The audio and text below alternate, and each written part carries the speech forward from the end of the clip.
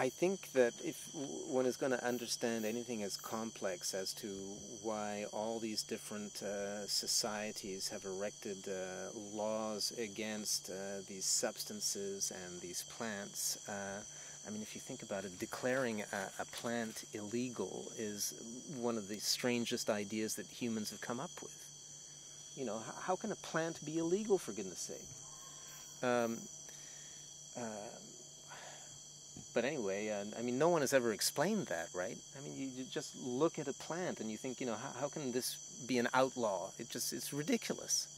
But that's how it is. So how did it get that way? How did these cultures that consider themselves to be enlightened, democratic, and scientific get to declaring plants illegal? You know, it can seem weird, but there's clearly something deep and revealing about the nature of these societies going on. I think that if you rewind the tape of history, and that's what you have to do, so you've got to do a lot of learning. It's not just about the 20th century. It actually goes back, I think you can go all the way back to the Middle Ages, I think is where that's at least to where you want to wind the tape back to.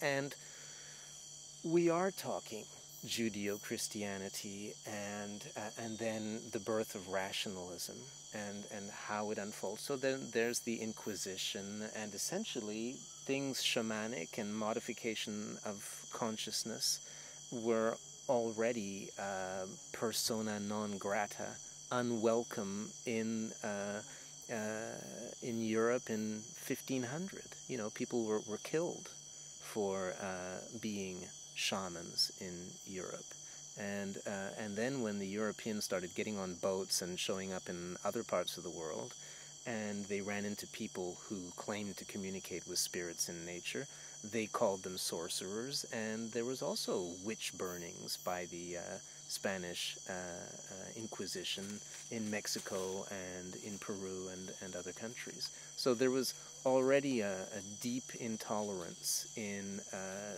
Judeo-Christian European cultures already 500 years ago. Where it gets complicated is that when rationalism is born, let's just say to make things simple, as of 1700, rationalism is a reaction against Judeo-Christianity. It's an offshoot. It grows out of it, and as a